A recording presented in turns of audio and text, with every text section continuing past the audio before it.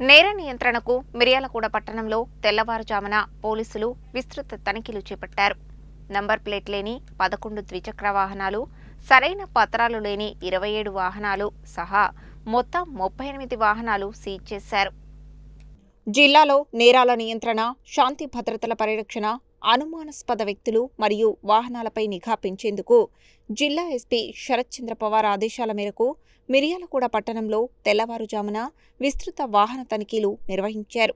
Miryalaguda incharge DSP Ravi పర్యవేక్షణలో 1 town CI Nagabhushan, 2 town CI Soma Narasayya, rural CI PND Prasad, ముగ్గురు సీఐల ఆధ్వర్యంలో 8 ప్రత్యేక బృందాలను ఏర్పాటు చేసి పట్టణంలోని ప్రధాన కూడళ్లు, జాతీయ రహదారి మార్గాలు, ప్రవేశ నిష్క్రమణ ప్రాంతాలు, రద్దీ కూడళ్లు, అనుమానాస్పద ప్రాంతాల్లో ఏకకాలంలో తనిఖీలు చేపట్టారు. ఈ తనిఖీల్లో వాహనాల రిజిస్ట్రేషన్, నెంబర్ ప్లేట్లు, డ్రైవింగ్ లైసెన్స్, రిజిస్ట్రేషన్ సర్టిఫికేట్, ఇతర సంబంధిత పత్రాలను పరిశీలించారు.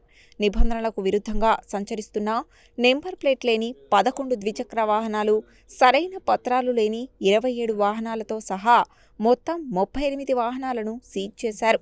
సంబంధిత వాహన యజమానులపై మోటారు వాహనాల చట్టం ప్రకారం కేసులు నమోదు చేసి తదుపరి చర్యలు చేపట్టారు. అదేవిధంగా అనుమానాస్పదంగా సంచరిస్తున్న వ్యక్తులను ప్రశ్నించి వారి వివరాలను సేకరించారు. రాత్రి వేళల్లో నేరాలకు పాల్పడే అవకాశం ఉన్న వ్యక్తుల కదలికలపై ప్రత్యేక నిఘా ఉంచడంతో పాటు పాత నేరస్తుల కార్యకలాపాలపై కూడా పోలీసులు ఆరా తీశారు. ఈ సందర్భంగా డీఎస్పీ రవి మాట్లాడుతూ, నేర నియంత్రణ, ప్రజల భద్రత మరియు శాంతి భద్రతల పరిరక్షణే పోలీసు శాఖ ప్రధాన లక్ష్యమని తెలిపారు. చట్టాలను ఉల్లంఘించే వారిపై కఠిన చర్యలు తప్పవని హెచ్చరించారు. వాహనదారులు తప్పనిసరిగా సరైన నెంబర్ ప్లేట్, రిజిస్ట్రేషన్, బీమా, డ్రైవింగ్ లైసెన్స్ తదితర పత్రాలను వెంట ఉంచుకోవాలని సూచించారు. మిర్యాలగూడ పట్టణంలో నేర నియంత్రణ లక్ష్యంగా ఇలాంటి ఆకస్మిక తనిఖీలు నిరంతరంగా కొనసాగుతాయని డీఎస్పీ స్పష్టం చేశారు.